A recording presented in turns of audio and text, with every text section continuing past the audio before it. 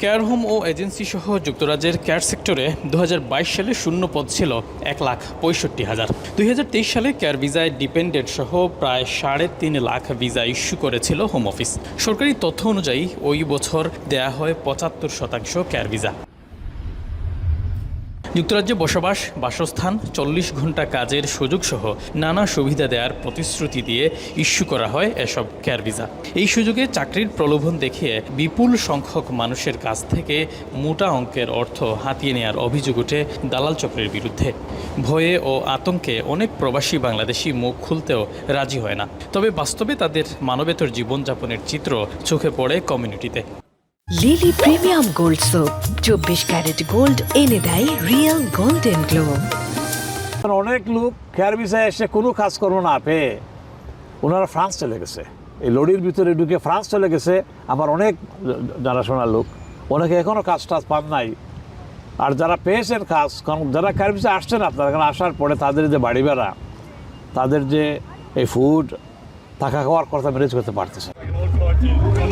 ভুক্তভোগীদের অভিযোগ, নামে বেনামে ব্যাঙের ছাতার মতো গজিয়ে ওঠা এসব কেয়ার প্রতিষ্ঠানগুলোর বিরুদ্ধে যথাযথ ব্যবস্থা নিতে ব্যর্থ ব্রিটিশ সরকার।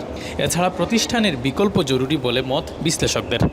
অ্যাটলিস্ট হোম অফিসে একটা অ্যাপ্লিকেশন করবেন, এই বলে I am looking for another job, so can I have leave outside the immigration rules. এটা একটা সুযোগ আছে, কিন্তু এইটা করতে পারলে আপনার 6 মাস 1 বছর আপনি সময় পাবেন, এর মধ্যে আপনি কাজ খুঁজতে পারবেন।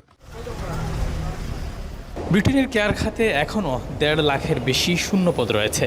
তবে ডিপেন্ডেন্ট ভিসা বন্ধ ও স্পন্সরশিপ নীতির কড়াকড়ির কারণে প্রতিষ্ঠানগুলো এখন দেশে অবস্থানরত অভিজ্ঞ কর্মীদের অগ্রাধিকার দিচ্ছে। তবুও স্পন্সর হারানো অনেক কর্মী পুনর্বাসনের সুযোগ থাকা সত্ত্বেও শহরের বাইরে যেতে আগ্রহী নয়।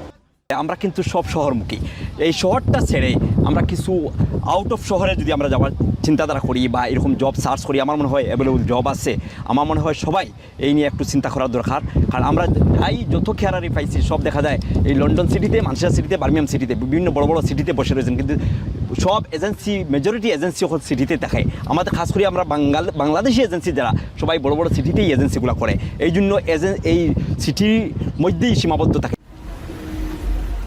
বিশেষজ্ঞদের মতে কাজ হারানো বাংলাদেশিদের সুরক্ষা দিতে কেবল প্রশিক্ষণ নয়, বরং কমিউনিটি কেয়ার হাব গঠন জরুরি। এই হাবের মাধ্যমে ক্ষতিগ্রস্তদের আইনি পরামর্শ, বিকল্প কর্মসংস্থানের সুযোগ এবং স্বেচ্ছাসেবী সংগঠনগুলোর এগিয়ে আসার পরামর্শ ব্রিটিশ বাংলাদেশি কমিউনিটির বিশিষ্টজনের। শরীফুল ইসলাম চৌধুরী, এখন, লন্ডন।